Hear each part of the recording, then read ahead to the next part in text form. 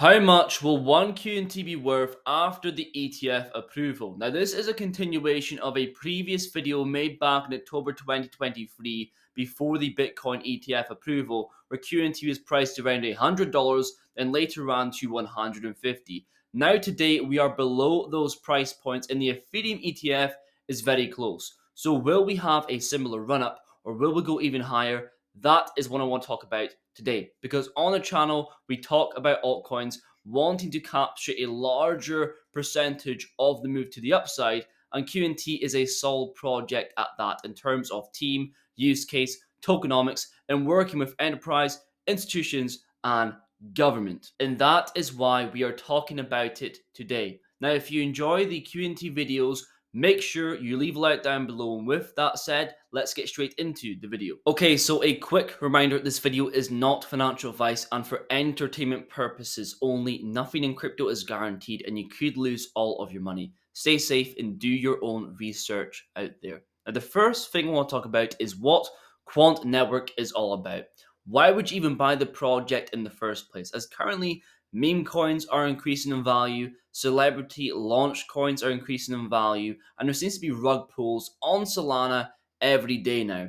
Research seems to be a thing of the past. Quality projects also seems to be a thing of the past. And utility cryptos like QNT have suffered this run, but I do believe that can change. So Quant Network is true interoperability that aims to connect all the world's systems and networks using blockchain technology. And so their main product is the Overledger, which sits on top of existing blockchains and systems, and it's easy to use and integrate with new or existing applications, chains, or platforms. So they're connecting existing institutions, not just blockchain to blockchain. So this goes outside of crypto, having use case in the real world.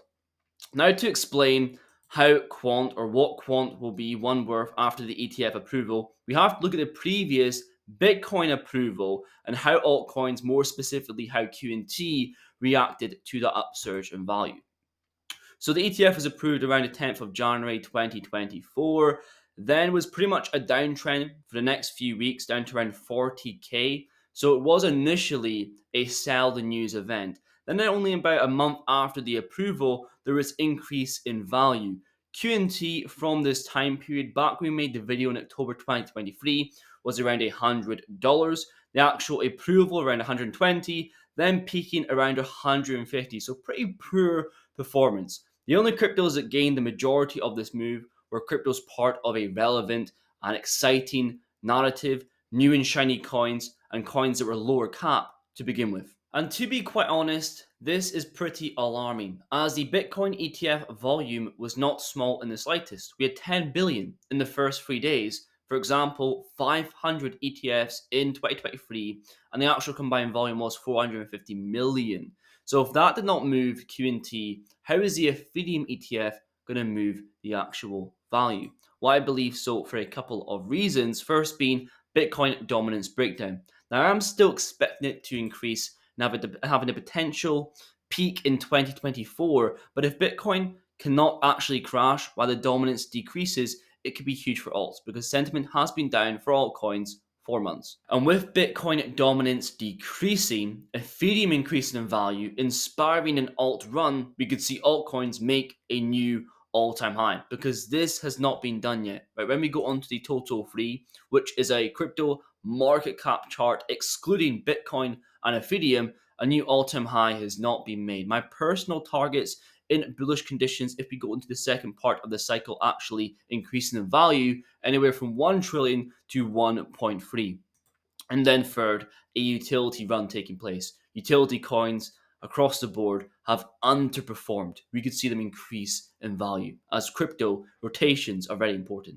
And I do believe that Ethereum will outperform the usual ETF, and the pump increase in value will be very valuable for other altcoins, including QNT. Here we can see on a fractal, it's very similar to before the actual increase in Bitcoin. Keep in mind, this is before the actual approval. It's more than the anticipation of the approval, where the most of the price action was moving upside for BTC. Also, in terms of predictions for Ethereum, always take these predictions with a pinch of salt, but 8k by the end of the year potentially. And also, Bloomberg ETF analyst, said if he had to say when the ETF would be live, it would be July 18th. So July 18th, QNT price around $71. The risk to reward ratio is pretty good. Am I adding? Am I buying more? Personally, no. I think there's better opportunities in the market, but QNT is always known as a solid bet within crypto and is here to stay. Because when you venture out, sometimes it can play very well. For example, Tau, very profitable crypto for me, holding my portfolio very well in this recent downturn in the market. And for example, ANDR was a very bad play for me. So QNT is always known as that safe bet. And now to answer the title of the video, how much will one QNT be worth after the ETF, not approval, but the ETF actually going live in itself? Well, morale is down, there's not many developments, so we need to focus on the charts. So here is QNT against Bitcoin in a squeezing downtrend, and this happened before from the peak of 2021 to the middle of 2022. And we actually went from in price from around $54 to 208 in a bear market, a 3.85x. And if that happened today, replication in today's prices would be $269. And this time round, we are not in a bear market. We're in somewhat bullish conditions, top in the market. We could be going into a bear market, but we're just in a longer channel of downtrend accumulation. I think the breakout will be a lot larger than what we've seen before. So I do believe we will test previous bear market highs and range between there to the previous all-time high of QNT. Going past that into price discovery is anyone's guess, and I want to really see that first before we start talking about those predictions. That's where I'm at with QNT. And when you see information like this approach or come along, with Quant and R3 being selected as technology providers for the UK's regulated liability network, it makes me hopeful for the actual project in the future, alongside Barclays, HSBC, Visa. It's just the question is, can the actual token itself increase in value and provide a decent return on investment? We need to see some strength happen for the next run up if it comes for Bitcoin and the entire market. Let me know down below what you think for QNT after the actual ETF going live, or will it actually make any difference at all? At the beginning of this run, calls for 1,100 were actually bearish. Now it seems a bit silly. So let's see how the market plays out with itself. I'm going to leave you guys with a little video explaining Quant Network's involvement with RLN and its whole system on the global market. But me, it's fun a video. Thank you very much for watching. I'll see you guys in the next one. The RLN is a collaborative project by leading UK and global institutions to enable programmable payments with tokenized and non-tokenized bank deposits to create a venue for settlement for all forms of digital assets and all forms of money.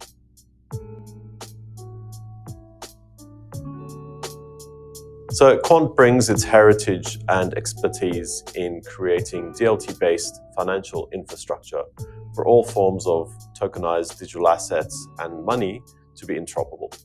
In the project, we're bringing a multitude of solutions and technology. This includes enhanced programmability, which is over and above what we've done before in CBDCs and fit for commercial banks, interoperability across networks and different types of DLTs, the interconnectivity of all of these, and then finally, all of this is orchestrated through our technology and presented through a banking-grade API.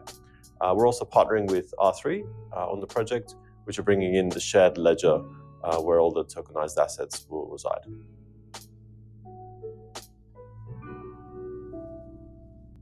So RLN means we're creating a new form of money with the commercial banks having a say of what this looks like.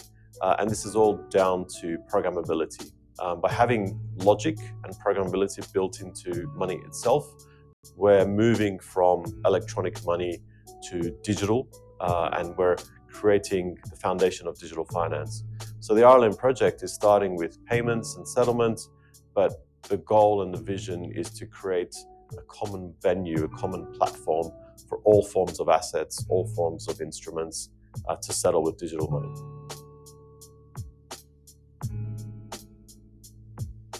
The RLN is a platform for innovation. It's being built and co-designed with all the commercial banks and institutions having a say. The whole vision of RLN is to create a new form of money for different types of instruments, different types of assets to be used across the shared venue. And the goal and the future vision is to make this into potentially a new FMI. And that means a regulated entity running all forms of money and assets on the platform.